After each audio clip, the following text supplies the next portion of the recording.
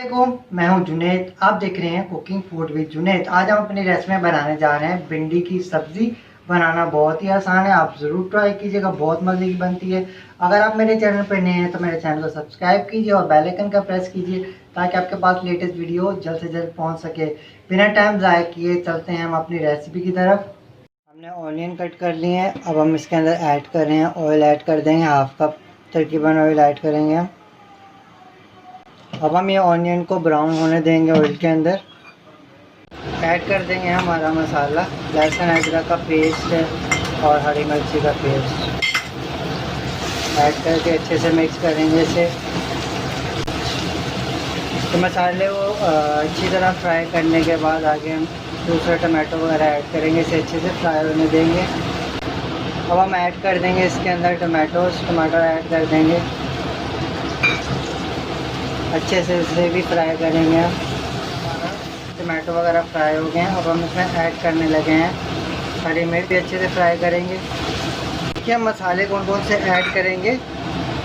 Chilli flakes 1 table spoon, लाल मिर्च 1 table spoon, salt 1 table spoon, पिसा हुआ गरम मसाला 1 टेबल स्पून ऐड करेंगे और हल्दी ऐड करेंगे 1 टेबल स्पून।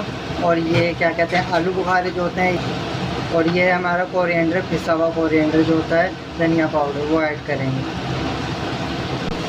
अब ये तमाम मसाला जात हम ऐड कर देंगे इसमें, तो मिक्स करेंगे अच्छे से मिक्स करके। अब इसके अंदर पाउडर ऐड कर देंगे, हाफ कप पाउडर ऐड किया है। थोड़ा फ्राई करके अब हम इसके अंदर ऐड कर देंगे भिंडियाँ ऐड कर देंगे। इसको मैंने अच्छे से वॉश कर लिया था, काटने से पहले वॉश किया था। मिक्स कर लेंगे इसे अच्छे से। हमने मिक्स अच्छे से कर लिए थे, इसे हम रखेंगे। जैसे कि थोड़ी फ्राई हो जाए तो फिर हम इसे दम पे रख देंगे।